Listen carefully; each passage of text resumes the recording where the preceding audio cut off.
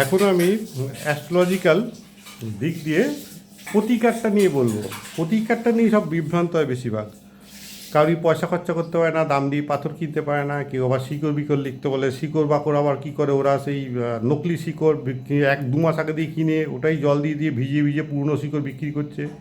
একটা শিকড় 21 দিন বাঁচে। আপনি যদি আজকে নিজেই তুলে নিজে পড়েন 21 দিন ওটা পড়তে পারবে। এবার শিকড় তোলা অনেক নিয়ম আছে। মঙ্গলের শিকড় অনন্তমূল মঙ্গলবারই তুলতে হবে, শনির শিকড় শ্বেতবেলা শনিবারই তুলতে হবে। এরা কী করে, গড়পাতা সব একসাথে তুলে এনে জল মেরে মেরে বিক্রি করে, তার জন্য কাজ হয় না। ওই জন্য আমি কাউকে প্রতিকারে শিকড়ের কথা উল্লেখ করি না। আমি বলি হয় নামগুলো জপ অথবা পাথর। ঠিক আছে, পাথর দামি, সবসময় জানবেন যে দামি জিনিসের সবসময় দাম থাকবে। তা নয়তো তো আমরা তো দাতব্য চিকিৎসালয়ে ভর্তি হতাম। আমরা কেন বেলভিউতে ভর্তি হচ্ছি বা ভালো ভালো নার্সিংহোমে ভর্তি হচ্ছি? চিকিৎসা তো দাতব্য চিকিৎসালয়ে হয়, আবার বড় বড় নার্সিংহোম হয়। আমরা কেন অ্যাপেলে ভর্তি হচ্ছি? পয়সা বেশি নিচ্ছে তো। সেই জন্য পয়সা যেটা বেশি সেটা অবশ্যই কাজ বেশি পাওয়া যাবে যদি ঠিক ঠিক মতো ট্রিটমেন্ট হয়। অ্যাপেলেতে না, ওই জন্য তো যে অ্যাপেলেও 2 নম্বরের ট্রিটমেন্ট হয়। তাহলে আমি যদি ঠিক পয়সা দিয়ে ঠিক জায়গায় পাই, অর্থাৎ আমি যদি পাথরটার দাম দিয়ে ঠিক কিনি, তাহলে অবশ্যই কাজ হবে, ভালো কাজ পাবো। কিন্তু পাথর পয়সা ইনভেস্ট করার কথা আমি যাচ্ছি না। আমি যাচ্ছি পাথর ছাড়াও প্রতিকার হয়, সেটা জেনে রাখুন। প্রতিকারটা কী হয়, আর ধর্ম থেকে প্রতিকার হচ্ছে বিনা পয়সায়। অর্থাৎ মেষ লগ্ন দিয়ে শুরু করছি। মেষ লগ্নের ভাগ্যপতি গ্রহ হচ্ছে, ভাগ্য দেবী হচ্ছে নবম ঘর থেকে ভাগ্য বিচার হয়। অ্যান্টি ক্লকওয়াইজ বাঁ দিক দিয়ে ঘুরলে নবম ঘর হচ্ছে ধনু। মেষলগ্নের ভাগ্যকর্তা হচ্ছে ধনু অর্থাৎ বৃহস্পতি। তাহলে বৃহস্পতির আরাধ্য দেবী হলো মা তারা। তারা মাকে নাম জপ করবেন, যত বেশি পারবেন তারা মার ভক্ত হয়ে যাবেন, তারা আমাকে সন্তুষ্ট করার চেষ্টা করবেন। তাহলে মেষলগ্নের লোকদের তাড়াতাড়ি সন্তুষ্ট হয় ভাগ্যদেবী তারা মাকে ধরলেই তাদের তাড়াতাড়ি ভাগ্য উন্নতি হয়। এবার মেষের পর আসছি বিষ লগ্নের লোকেদের ভাগ্যদেবী হলো শনি। বিষের নবম ঘর হলো শনি, মকর। ঠিক আছে, তাহলে মকরের অধিপতি হচ্ছে শনি, তো শনির আরাধ্য হচ্ছে দক্ষিণা কালী। তাহলে বিশ্বলগ্নের লোকেদের উচিত কালী মন্ত্র জপ করা, যতটা পারা যায় দক্ষিণা কালী মন্ত্র। ঠিক আছে, কালী মন্ত্র জপ করলেই ফল পাওয়া যায়, মন্ত্র বলতে হবে না, নাম জপ করলেই হবে। ঠিক আছে, এইবার মিথুন। বিষয়ের পরে মিথুনেরও ধর্মভাব নবম ভাব হচ্ছে শনি, ওটা কুম্ভ, ওটা মকর ছিল। তাহলে কুম্ভর আরাধ্য দেবী হলো কালী। কুম্ভ শনির ঘর, শনির দুটো ঘর হচ্ছে, একটা মকর একটা কুম্ভ পাশাপাশি। মকরটা ভোগী শনি, কুম্ভটা ত্যাগী শনি। অর্থাৎ কুম্ভ রাশির জাতকদের ত্যাগ স্বীকার করতে হয় বেশি, মকরগুলো ভোগী, ভোগ ছাড়া থাকতে পারে না। মকরদের সব রকম ভোগ পাকড়ি হয়। ভারতবর্ষের রাশি হলো মকর রাশি, মকর লগ্ন। এই জন্য দেখবেন মকর রাশির ভাগ্যটা একটু ভালোই হয়, যেহেতু ভারতবর্ষের সাথে মিলছে, ভারতবর্ষের মকর লগ্ন মকর রাশি। এবং সেই জন্য যারা ভারতীয়দের জন্মেছে মকর রাশি বা মকর লগ্ন, মকরের প্রভাব রয়েছে, তাতে সবচেয়ে একটু ভাগ্যবান হয়, তাদের দৈন্য দুর্দশাটা একটু কম হয়। শনির জাতক হলেও তবু কম হয় দেখবেন। আর কুম্ভ হলো ত্যাগী শনি। তা দুটোরই আরাধ্য দেবী হলো দক্ষিণা কালী। দক্ষিণা কালীর বীজমন্ত্র বড়, ওম ক্রিং ক্রিং ক্রিং হুং হুং হিং হিং দক্ষিণা কালীকে ক্রিং ক্রিং ক্রিং হুং হুং হিং হিং স্বাহা। এটা হচ্ছে অরিজিনাল দক্ষিণা কালী আদি মন্ত্র, এবং এটাকে অনেক রকমভাবে ভেঙে এখন শর্টকাট করে দিয়েছে। ওং ক্রিং মহাকাল ভৈরব সহিত শ্রীমৎ দক্ষিণা কালিকায় স্বাহা। ও তো বলতে না পারে জয় মা কালী 108 বার বলবেন বা ওং মা কালী 108 বার বলবেন, তাহলেই হবে। তার আমার ক্ষেত্রেও তাই। তার আমার বীজ মতো ওম হ্রিং স্ত্রিং হুংপট তা দব্বই স্বাহা বলার দরকার নেই, জয় মা তারা বা ওং মা তারা বলবেন, সংখ্যায় বাড়াবেন। মিথুনের পর হলো কর্কটেরও হচ্ছে ভাগ্যপতি হলো তারা, বৃহস্পতি। কর্কটের নবম ঘর বৃহস্পতি মিন, এই জন্য এটারও ভাগ্যকারক গ্রহ হলো বৃহস্পতি তারামা, এই জন্য তারামাকে ডাকতে হবে। সবসময় দেখবেন তারামার বেশিরভাগ ভক্তই দেখবেন মেষ অথবা কর্কট লগ্নের হয়। খেয়াল করে দেখবেন কর্কট লগ্ন বা মেষ লগ্ন মাত্রই দেখবেন বেশিরভাগই তারাবার ভক্ত হবে। এবার হলো সিংহ লগ্নের নবম ঘর ধর্মঘর, ভাগ্যঘর হলো মেষ। মেষের অধিপতি হচ্ছে মঙ্গল, দুর্গা। তাহলে দুর্গা বা হনুমানজিকে স্মরণ করবেন। যাদের সিংহ লগ্ন তারা সবসময় মা দুর্গাকে স্মরণ করবেন, মা দুর্গার মন্ত্র জপ বা হনুমান চল্লিশা জপ এইটা করবেন। ঠিক আছে, তাতে আপনার ভাগ্য উন্নতি তাড়াতাড়ি হবে। দুর্গার নামই বেশি জপ করবেন, ঠিক আছে, ওতে আপনার ভাগ্য উন্নতি হবে। চণ্ডী পাঠ করতে পারেন, ঠিক আছে, অগলাস্তোত্তম পাঠ করতে পারেন। মোট কথা দুর্গাকে ধরবেন, দুর্গাকে ধরলেই তাড়াতাড়ি ভাগ্য উন্নতি হবে। সিংহর পর হলো কন্যার নবম ঘর হলো শুক্র হলো কে, স্বয়ং শিবকে ধরবেন শুক্র ক্ষেত্রে। শুক্র এর হচ্ছে ভুবনেশ্বরী, অথবা শিবকে ধরবেন। ভুবনেশ্বরীর নাম জপ করতে পারবেন, ভুবনেশ্বরী মন্ত্র, ভুবনেশ্বরীর নাম অথবা শিব। এবার হলো কন্যার পর হলো তুলা। তুলার ভাগ্যঘর হলো মিথুন। মিথুনের আরাধ্য হলো বুধ। বুধের হচ্ছে বুধকে প্রভাব বিস্তার করাকে হয় বিষ্ণু, নারায়ণ অথবা গণেশ। তাহলে ওম গাং গণেশায় নমঃ মন্ত্র জপ করবেন ডেলি, অথবা বিষ্ণু নাম করবেন ডেলি, ওম নমঃ বিষ্ণু। মন্ত্র প্রচুর আছে, বলার দরকার নেই, নাম জপ করবেন, ভুলভাল মন্ত্র হবে, দরকার নেই। তাহলে তুলা লগ্ন, বিষ্ণুকে নবম ঘর, ধর্মঘর বুধ, বুধের মন্ত্র পাঠ করুন। এবার তুলার পর হলো বৃশ্চিক। বৃশ্চিকের নবম ঘর কর্কট, কর্কট রাশি। কর্কটের অধিপতি চন্দ্র, সোম। তাহলে সোমবার, তাহলে সোম হলো শিবের বার। আর দেবেন শ্রাবণ মাসে যারা জন্মাচ্ছে দেবেন কর্কটটা শ্রাবণ মাস, দেবেন শিব ভক্ত হয়, ওক্ষেত্রেও শিবের নাম বেশি করে জপ করবেন, ঠিক আছে, অথবা চন্দ্রের মন্ত্র ধারণ করবেন, অথবা নবঘোষত্ব পাঠ করবেন। আর আরাধ্য দেবী, সৌম্যের আরাধ্য দেবী হচ্ছে কমলা, অর্থাৎ কমলা মন্ত্র নামও জপ করতে হবে, মা কমলার নাম করতে হবে। বৃশ্চিকের পর হলো ধনু। ধনুর ভাগ্যকর্তা হলো রবি, সূর্যদেব। তাহলে ধনুর ভাগ্য, এই যে দেখবেন ধনু লগ্ন বা ধনু রাশির ভাগ্য তারা সিংহ রাশি দ্বারা প্রভাবিত হয়। যেই যে নবম ঘরগুলো বলছি, এই ঘরগুলো হলো তাদের ভাগ্য রাশি। তার বন্ধুবান্ধব যদি করেন, এই ভাগ্যের দেখতে যদি বন্ধু করেন, অবশ্যই আপনার ক্ষেত্রে ভালো হবে। অর্থাৎ ধনু রাশি বা ধনু লগ্নের ভাগ্যকারক হলো সিংহ।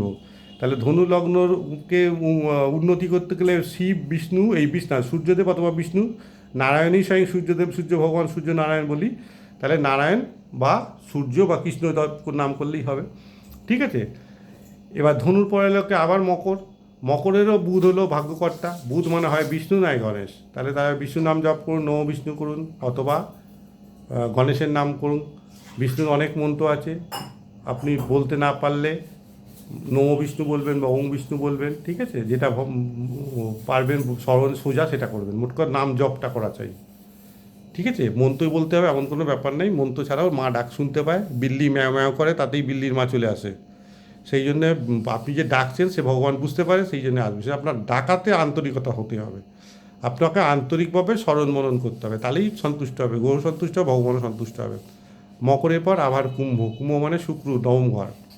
তাহলে কুম্ভর হচ্ছে ভাগ্যকারক গ্রহ তুলা। তা তুলার অধিপতি শুক্র। শুক্র মানে ভুবনেশ্বরী অথবা শিবকে ডাকবেন, তাদের সন্তুষ্ট হবে। তাহলে এইভাবে মিন আসবে, তারপর শুক্র মিনের ভাগ্যকর্তা হলো মঙ্গল, তাহলে দুর্গা বা হনুমানজি। তাহলে এইভাবে 12টা রাশির 12টা লগ্নের নবম ঘর থেকে ধর্ম বিচার হয় বা ভাগ্য বিচার হয়। এই ভাগ্যকারক গ্রহগুলোর নাম জপ করুন, এদের আরাধ্য দেবীদের নাম জপ করুন বেশি করে, আপনার ভাগ্য উন্নতি হবেই, তবে অবশ্যই 3 বছর বাদে। আজকে করলেই কালকে থেকে ফল পাওয়া যায় না। আপনি আজকে সাইকেল চালানো শিখলেন, কিন্তু যে 3 বছর ধরে চালাচ্ছে তার হাতটা ভালো হবে না আপনার হাতটা ভালো হবে? আপনি আজকে ড্রাইভিং শিখেই যেতেই পারেন, গাড়ি চালাতেই পারেন কাঁপতে কাঁপতে 3 দিনের মাথায়, কিন্তু যে 3 বছর ধরে চালাচ্ছে তার হাত আর আপনার হাত এক হবে?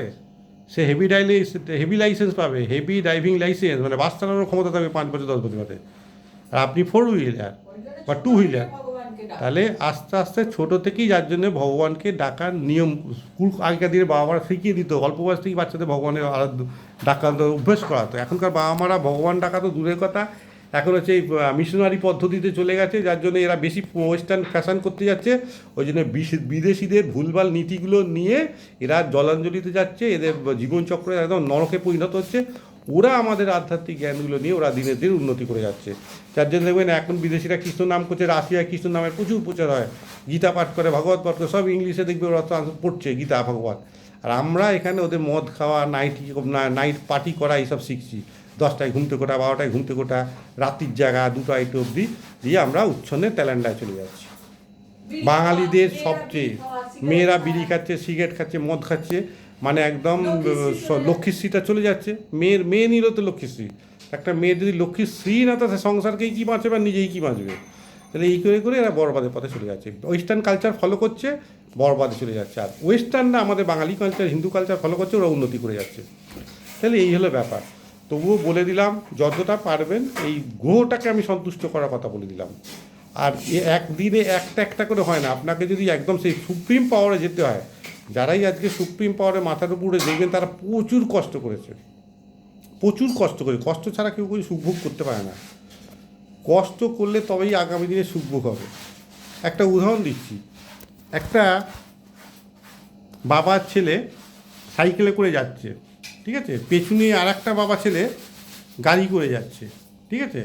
এবার ছেলেটা সাইকেল চালাতে চালাতে ব্রিজের মাথায়, ধরুন আজিকরের ব্রিজ বা যে কোনো ব্রিজ, উঁচু ব্রিজ হলো, বড় ব্রিজ পড়েছে, এবার সাইকেল যে চালাচ্ছে ছেলেটা বা ড্রাইভিংয়ের সামনের বাচ্চাটাকে বসিয়েছে, দিয়ে হাঁপাতে হাঁপাতে প্যাডেল করতে করতে ব্রিজের মাথায় দিয়ে ঢুকছে, ঘামে ঝরে ঝরে যাচ্ছে।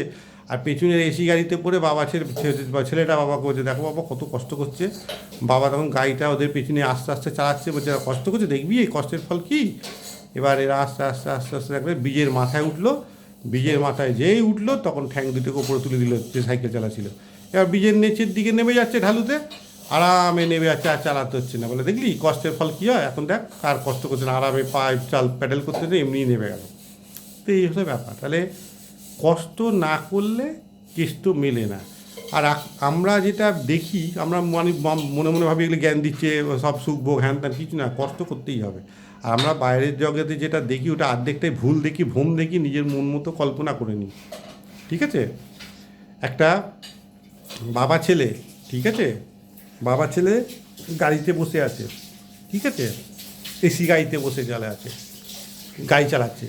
আর তার পাশ দিয়ে আরেকটা বাপ ছেলে বাইকে করে যাচ্ছে, বাইক করে আর আছে।